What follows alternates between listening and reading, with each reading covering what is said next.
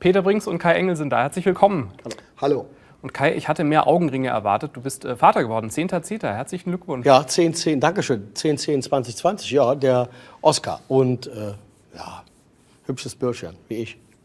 Und 10.10. war das geplant, weil das ist ja so aus Karnevalssicht eigentlich ein optimales Datum, noch Geburtstag feiern und dann geht's los. Was heißt, war geplant? Ist halt der ausgerechnet Termin gewesen. Warum das immer so um Karneval ist, weiß ich auch nicht.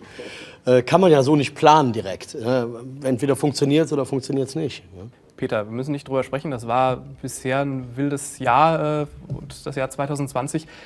Wie habt ihr denn geprobt? Normalerweise macht ihr ja gerne, kommt ihr zusammen und macht Musik. Ja, und unsere Arbeit ist halt auch Musik machen und alle anderen Leute gehen in diesem Land auch arbeiten und wir sind auch beieinander. Seit dem Lockdown haben wir weit über 40 Konzerte gespielt.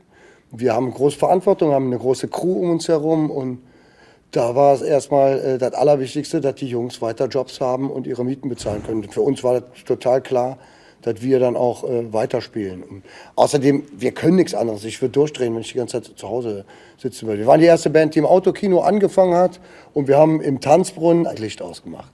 Kai, ich habe 10 Jahre Geige gespielt. Ich glaube, ich kann mich jetzt bei Brinks bewerben. Ihr habt was Klassisches vor.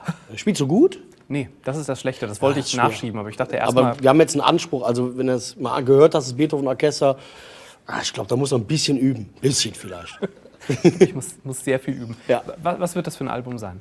Ja, das wird ein klassisches Album sein, im großen Sinn. Wir haben natürlich unsere Brinks-Nummern und wir hatten einen Schreiber aus Österreich, der hieß so, Reinhard Sommerer, super. absolut Hammer, Arrangements geschrieben, teilweise so ein bisschen wie Filmmusik. Also es ist echt, wir sind total geflasht gewesen, als es dann live gespielt wurde.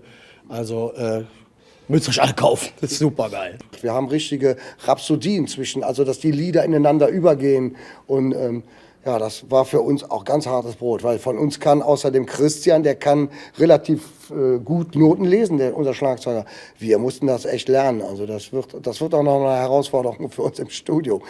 Gerade zum Thema, kannst du gut Geige spielen. So gut konnten wir das auch nicht wie die. Mir singe Alav ist euer Sessionshit. Streicher sind zu hören. Das ist eine ganz schöne, ruhige Nummer. Was bedeutet euch der Hit? Ich habe den geschrieben im Lockdown natürlich und man muss den Leuten Mut machen. Ne? Wir sind sicher, das kommt alles bald wieder. Das singen wir ja auch in dem Song. Und man muss da jetzt im Moment mutig sein. Die Leute müssen zusammenhalten, auch wenn sie mit Abstand sind, aber trotzdem muss man beieinander sein. Opa, Oma, Vater anrufen. Vor allen Dingen die jetzt wirklich alleine sind. Ne? Jetzt haben wir darüber gesprochen, jetzt wollen wir ihn auch hören. Der Sessionshit von Brinks, mir singe Alav. Komm, wir singe Alav.